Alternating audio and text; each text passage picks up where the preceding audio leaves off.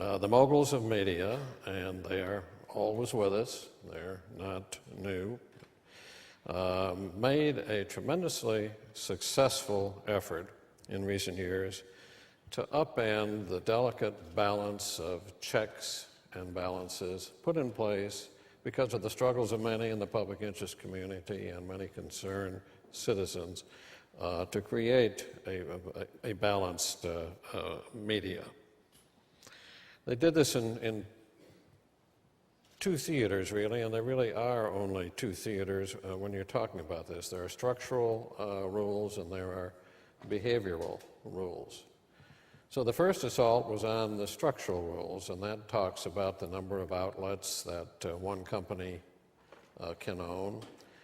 They talk about whether one company can own broadcast properties and newspapers and cable and internet service providers and whatever else they can get their hands on. And structural rules go to the ability of one company to own both the distribution and the content, to control production, distribution from the studio to the networks to the stations. And we used to have checks and balances when you were doing programs. Studios did the programs, tried to sell them to the networks, and networks had to sell them to stations and local communities where local tastes and local interests were taken into consideration. That's all gone. The second assault was really on the behavioral public interest rules. And the public interest guidelines that we had were such things as, is a station owner going out and talking to members of his or her community about the issues that they would like to see covered?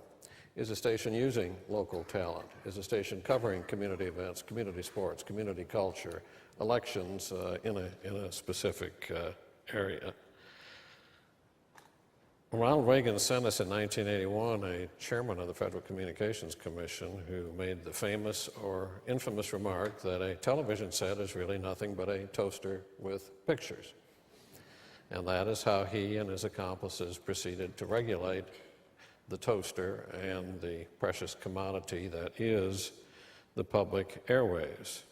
So we experienced two phenomena at once, this tremendous orgy of deregulation of public interest requirements and a concomitant tsunami of media consolidation, culminated, I suppose, in the barely unsuccessful effort of Michael Powell to impose new rules in 2003, which would allow one company to own in larger media markets up to 3 television stations and 8 radio stations and the cable channels, the cable distribution, internet service provider, and the newspaper, which is already a monopoly in most cities.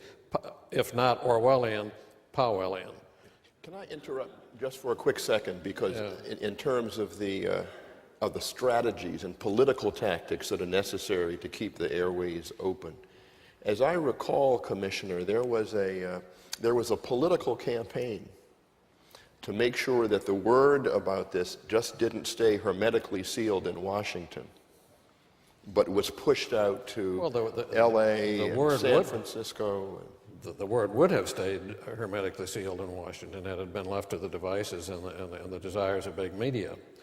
But thanks to concerned citizens, thanks to some members of Congress who were interested in this, grassroots advocates, people in the academic community, your school and other schools, word got out. It wasn't automatic. I went to a hearing one time in Phoenix, Arizona, a pretty consolidated city when it comes to the media.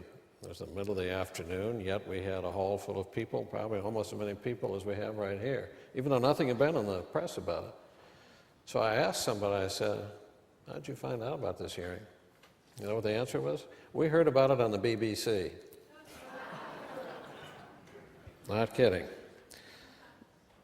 Anyhow, we have this tsunami of consolidation, deregulation, and to me, you put these two together, and this, we segue into the autobiographical, has become for me the reason I'm at the Federal Communications Commission. This is my number one issue, and I am bound and determined before I leave the FCC that we're going to do something to reverse this tide and to reinvigorate some sense of public interest responsibility in our broadcast airwaves and hopefully other media too. Now, there are some people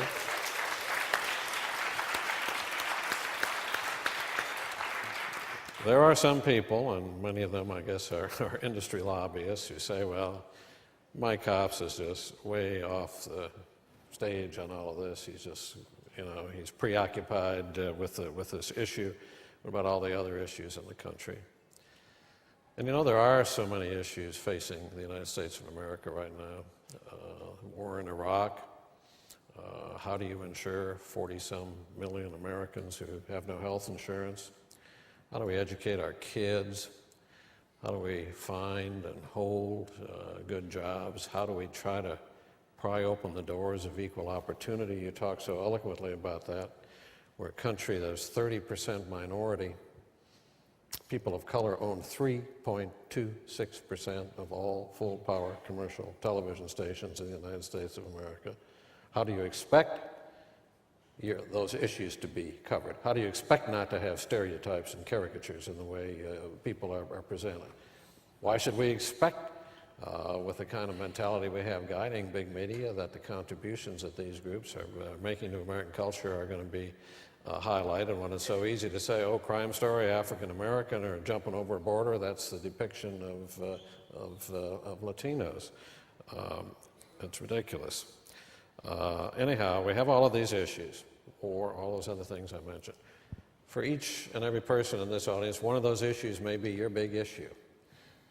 But my message to you and my plea to you is, even if that's true, and that's fine, you ought to make this issue of the future of our media environment your number two, your second most important issue. And that's because all those other issues you care about are funneled and filtered increasingly through big media, if they're lucky enough to get in the funnel in the first place, which was a big question.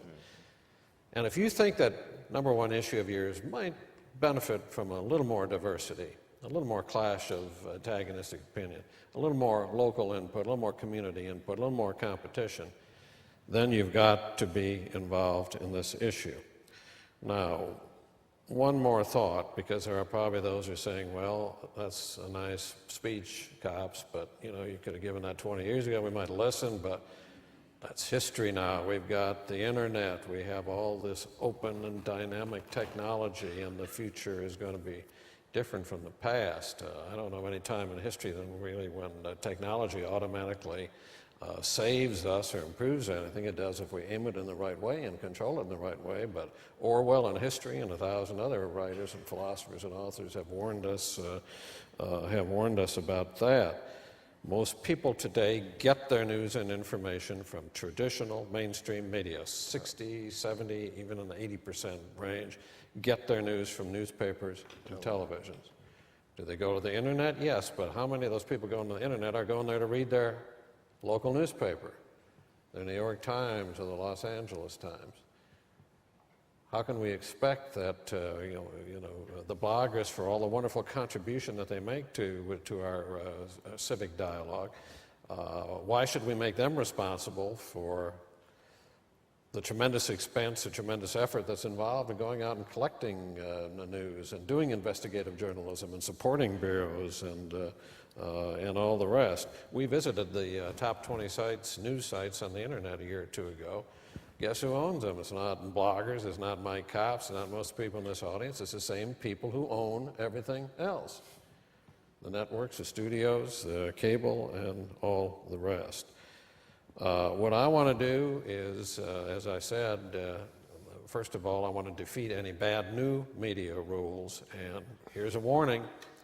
Tomorrow, and day after tomorrow in Seattle, Washington, the FCC will conduct its last of just 6 media ownership hearings that Chairman Kevin Martin agreed to give us.